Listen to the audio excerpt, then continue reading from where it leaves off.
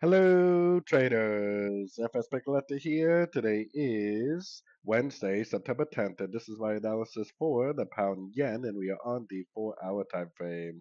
So on the pound yen, even though we did go back up to these previous highs, like I was saying in one of my most recent videos, I still think that this is a correction. I had it labeled as an ABC before, but it's probably more likely a WXY, like a 1, 2, 3 down, 1, 2, 3 up.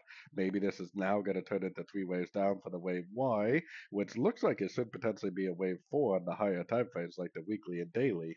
So going down to, well, first of all, I want to say that we don't have a breaker structure down yet, and we do not have a lower high yet. So we can't really say for sure that it is turning down. It could possibly keep going up until we see one of those two scenarios play out.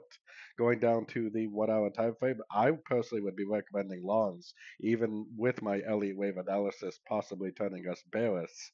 The reason why is because I come up with an Elliott wave analysis, but I always allow the market to prove that analysis.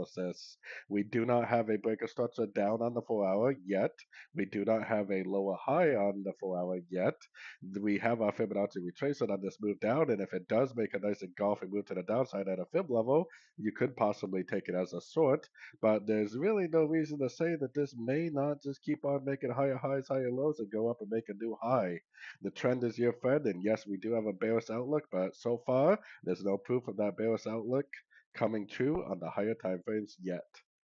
So anyways, don't forget to check out my website linked over here in the corner, and as always, thank you for watching and happy trading.